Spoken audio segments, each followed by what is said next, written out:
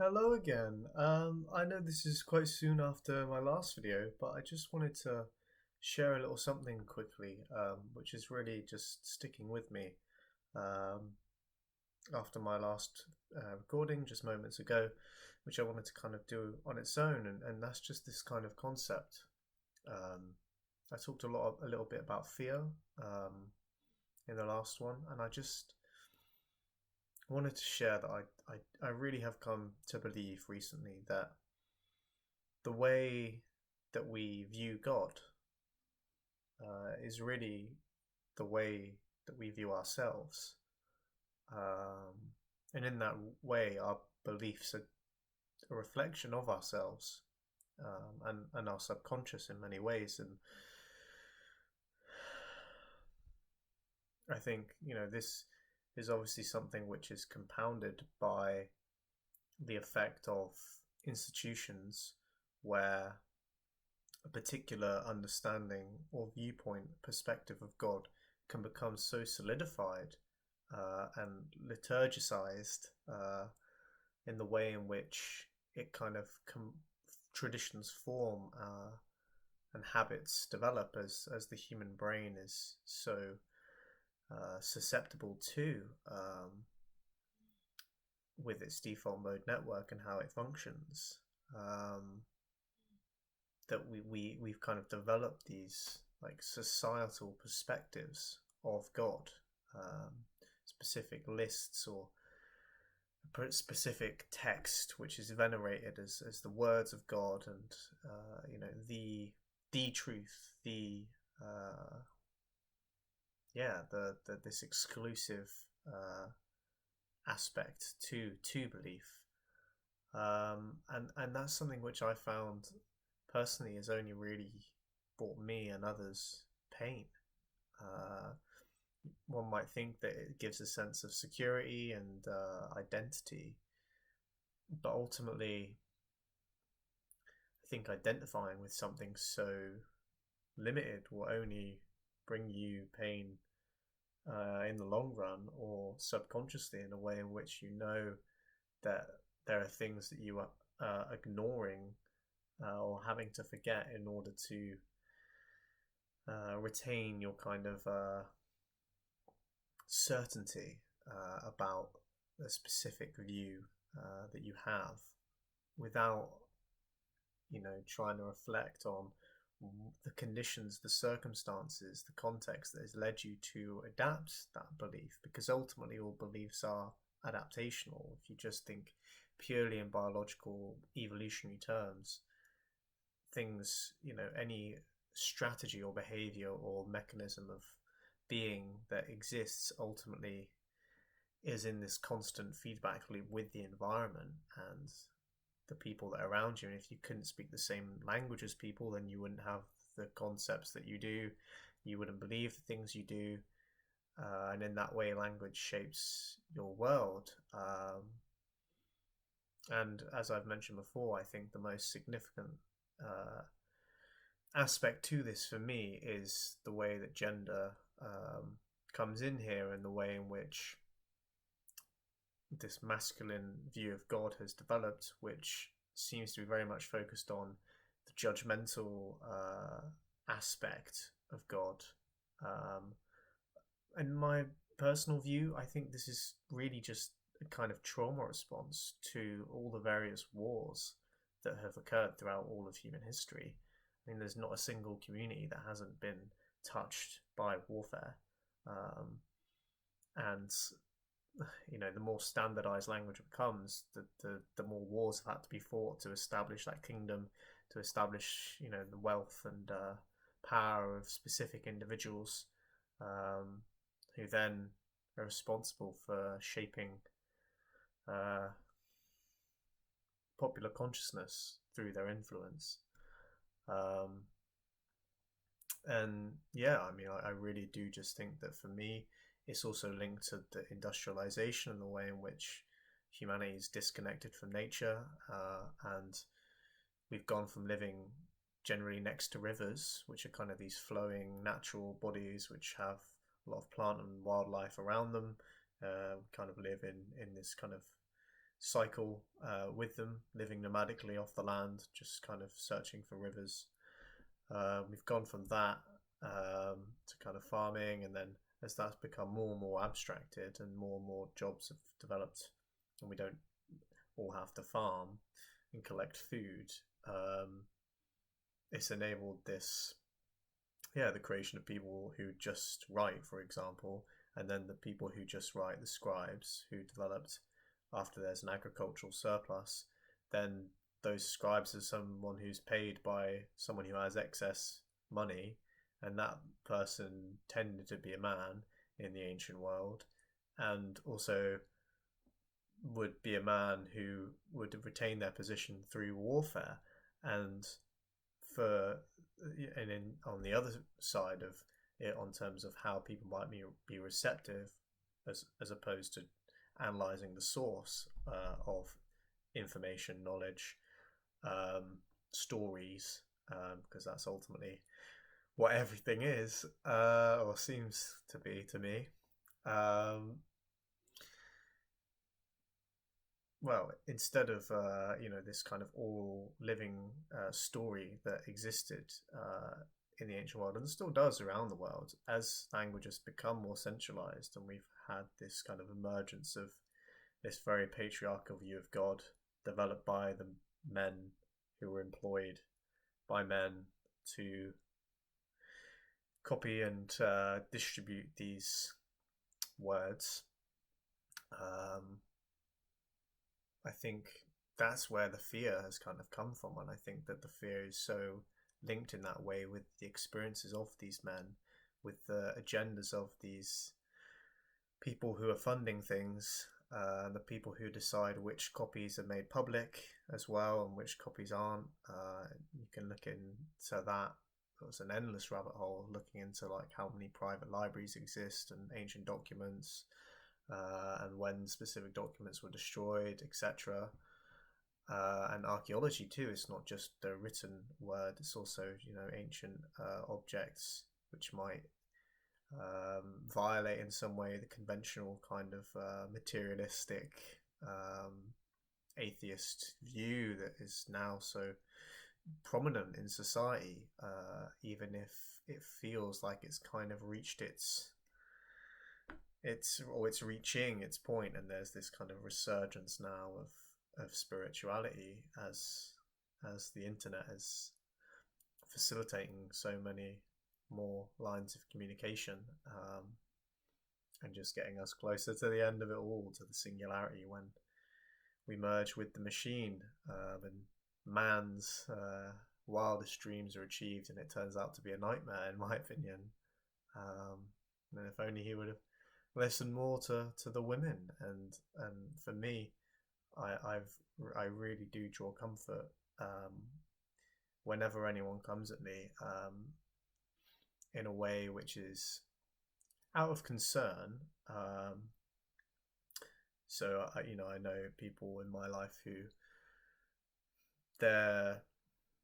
Christian beliefs look very different to mine, and they would effectively believe me to be engaging in some kind of blasphemy, idolatry, or the such, by talking about God in feminine terms, and trying to engage with this kind of syncretism with other religions and seeing the commonalities. I think that ultimately, even though there's a sense in which that's coming from a good place and that they're worried about me, I think that ultimately the fact that they're worried, Jesus says, do not worry, for God provides for everything, even the birds of the field. In that famous line. And for me, thinking about God in a feminine way just really, really solidifies that image of the provider in a way that's just so deep in everyone's psyche, in the way in which they have been nursed by the mother in the womb, and then often through the breasts. And that image, that's really what I cling to. And even when I might mess up, as we all do, we all make mistakes. Well, I think there's people who are just so hard on themselves, and I think that that's what the patriarchal kind of view of God goes hand in hand with is this kind of viciousness in the way that you deal with yourself, like this just brutality and just a lack of being able to empathize with yourself and not take yourself too seriously, and just just the inner child, which really is so connected to the figure of the mother, uh, to the archetype of the mother. And I just think that if more people thought about that the way we see God is really how we see ourselves, then that can tell you a lot. Like, if you don't believe in God, does that mean you don't believe in yourself really in some fundamental way? Like, what is it that, you know, is putting you off God? Is it because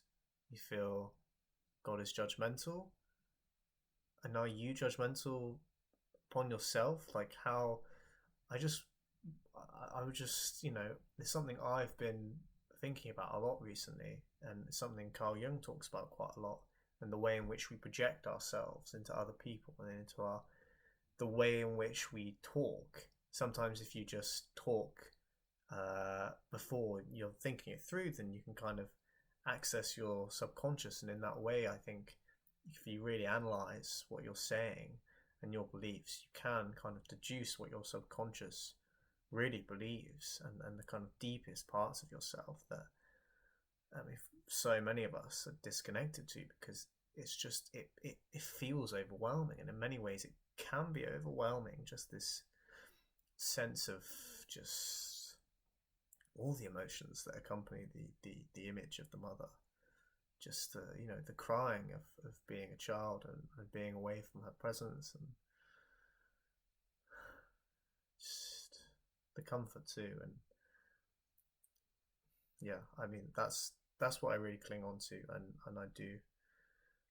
whenever anyone might say, I'm not worried about the judgment of God, I would just encourage you to cling, as I try to the image of the mother, the all-forgiving, all-loving mother, the mother that will love you, whose child you will always be, regardless of what you do. And if you approach with humility the Godhead, the Father, the Mother, the Son, then I do believe that we can all achieve forgiveness for all that we have done, and guidance and insight. I mean, asking for forgiveness is really just about it's about opening yourself. It's about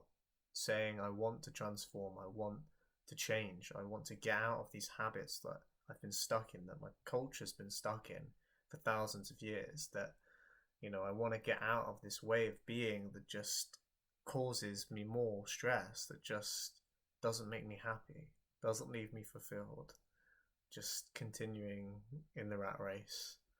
after things you don't need, that don't really make you happy, but just make you more worried. And I just pray that in that way a sense of community might just continue to grow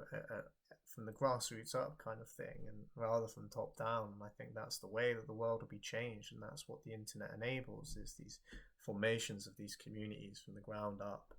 rather than from this top down way in which it's been for the last however long, as just a function of the way that society works, as surplus has been gained, as man has tamed the earth and in many ways abused it and scarred it and poisoned it. And I think that's a big part of it too, really, is just the actual poisoning that happens from metals that have been dug up from the ground at the expense of men whose lives it shortens. And then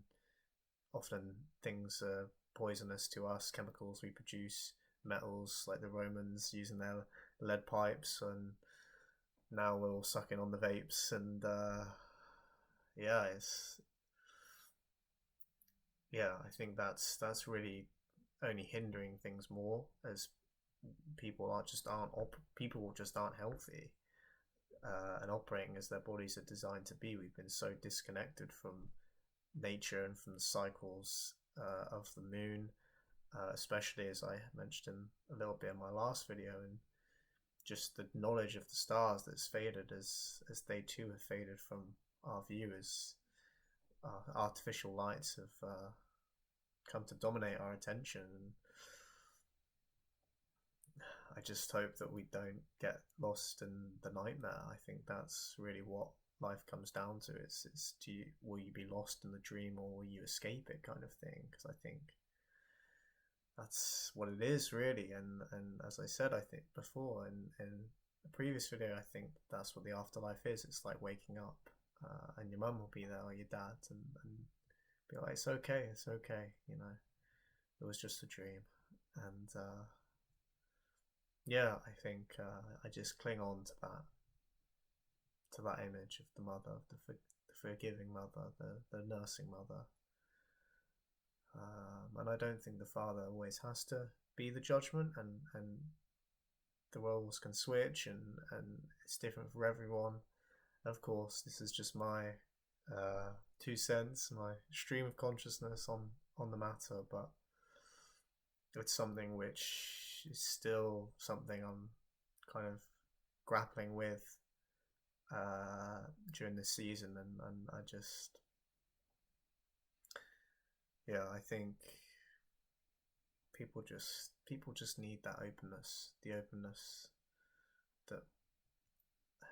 quite frankly, I think the mother can best symbolize. And yeah, I think that's someone who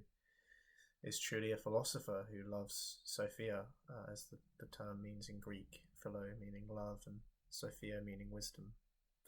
There she is behind me, and I just pray that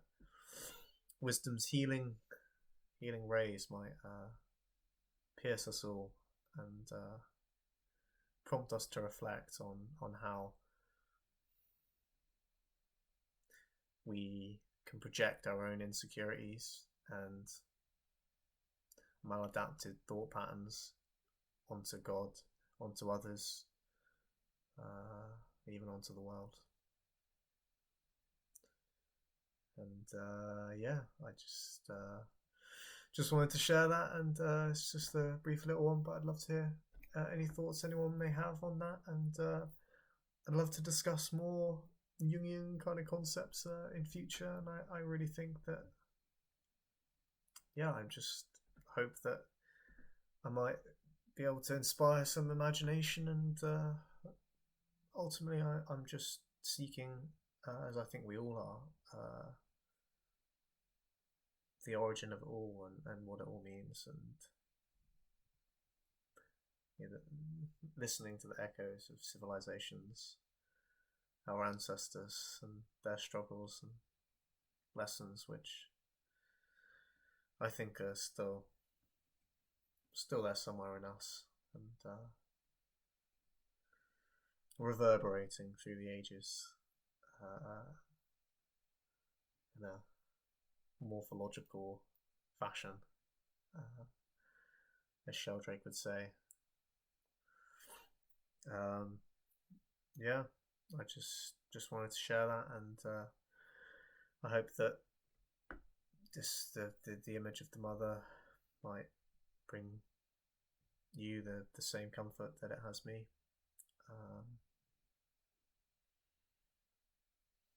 Yeah,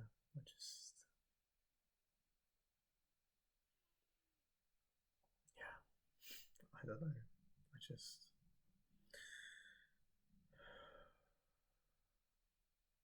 feels like the planet's